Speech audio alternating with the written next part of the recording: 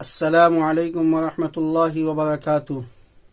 دوستوں، آج ہر شخص رنج اور غم کے اندر مبتلا ہے۔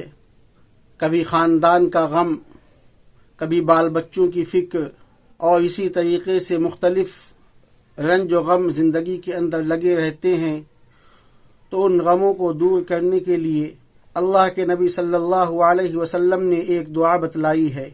حضرت ابو سعید خدری رضی اللہ عنہ راوی ہیں، وہ فرماتے ہیں کہ ایک دن کا ذکر ہے کہ حضور اقدس صلی اللہ علیہ وسلم مسجد میں تشریف لائے۔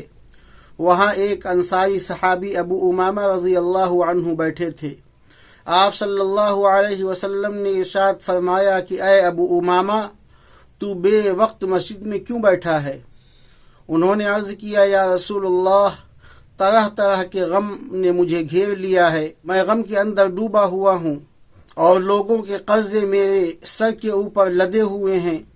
فرمایا کہ میں تجھے ایسے چند کلمات سکھاتا ہوں، ان کے پڑھنے سے اللہ تعالیٰ تیرے رنج کو، تیرے غم کو دور کر دے گا، اور جو تیرے اوپر قرض ہے اللہ تعالیٰ غیب سے اس کا انتظام کر دے گا۔ تو صبح و شام یہ دعا کیا کرو، اللہم انی اعوذ بک من الہم والحزن، واعوذ بک من العجز والکسل، واعوذ بک من الجبن والبخل، واعوذ بک من غلبۃ الدین وقہر الرجال۔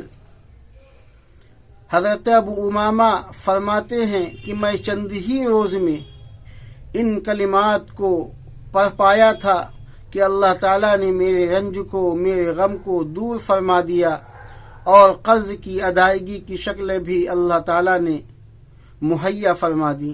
اس طریقے سے ہم اور آپ کریں گے تو انشاءاللہ ہمارے اوپر جو رنج ہے، جو غم ہے، اللہ تعالیٰ اس دعا کی برکت سے اس رنج کو، اس غم کو دور کر دے گا۔